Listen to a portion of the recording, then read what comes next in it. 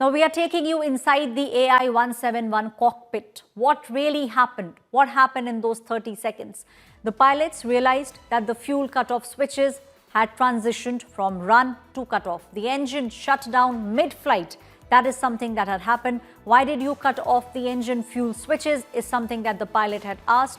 The co-pilot responded that I did not do it. That's when the pilot issued the Mayday call, and barely seconds after the Mayday call was made, we saw the plane crashing. So everything happened within 30 seconds from takeoff.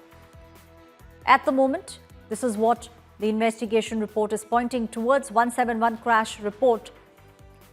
When we speak about the lens on the fuel switch transition, that is something which has been spoken about. The question is, what did the FAA flag in the 2018 Special Airworthiness Bulletin? They had warned of potential disengagement of the fuel locking feature. What triggered the FAA bulletin? That's the next question. Fuel switches installed without lock safety. This is something that the FAA, which is the US aviation watchdog, was very keenly looking at. Who raised the alarm? Airline operators sent in various reports. Names were withheld. It is still unclear whether any kind of action was taken. Is the FAA bulletin linked to the AI-171 crash? That's also a big question.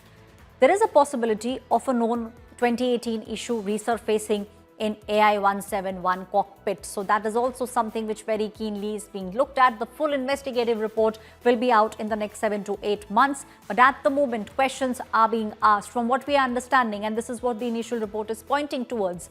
It's a 15-page report. Initial report points towards the fact that the pilots understood something was wrong. They had no time. What we understand is that barely 30 seconds, that's the time that they had in their hands.